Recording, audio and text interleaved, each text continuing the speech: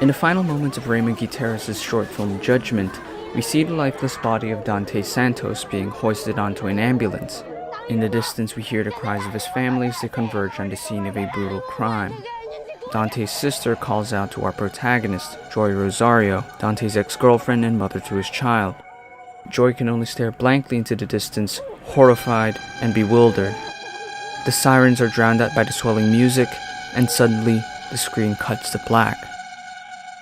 Before this, we witness Joy, a victim of domestic abuse, trying to navigate the Filipino law system, seeking justice for the violence that Dante has brought upon her and her daughter. Beyond the physical battery, the repercussions of his drug abuse causes further emotional trauma, leading to her miscarriage. So if anything, this ending appears to be poetic justice, and yet it is anything but a sensible conclusion.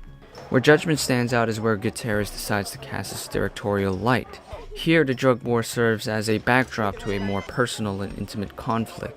Rather than confronting the bureaucratic process, we witness how tedious it is through the eyes of Joy, as she attempts to file a case against her abusive partner.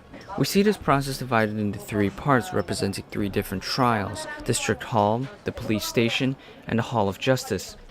In each segment, there is a running motif of doubt, more specifically from the people upholding her case, as they continually question her judgment. Patatawarin mo ba itong asawa mo?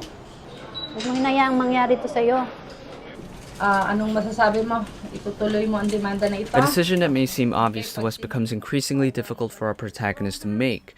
It's a sad reality that many individuals such as Joy need to go through in the fruitless quest for justice. Gutierrez doesn't shy away from these painful truths, even when depicting these three trials. He does so in their uncompromising entirety. Where the film could simply cut away to another escalating action, the camera stays glued on the subject, keeping us from looking away.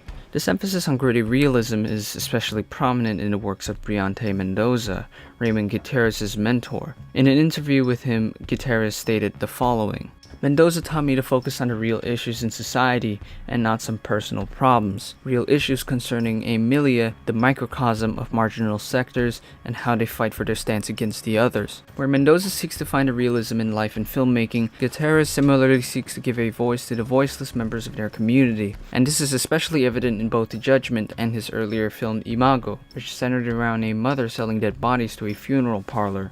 Both of his films deal with ordinary women in extraordinary circumstances, and both seek to bring out the harsh truths in Filipino society that may be unheard of.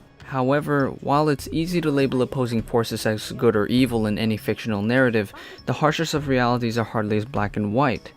Here, Gutierrez continues to tread the gray area. As he describes, "I want to give viewers a picture of violence with a conscience of guilt, and evidence of guilt every woman had against their abusers." This underlying conscience is evident in multiple instances: her muted response to a concerned nun,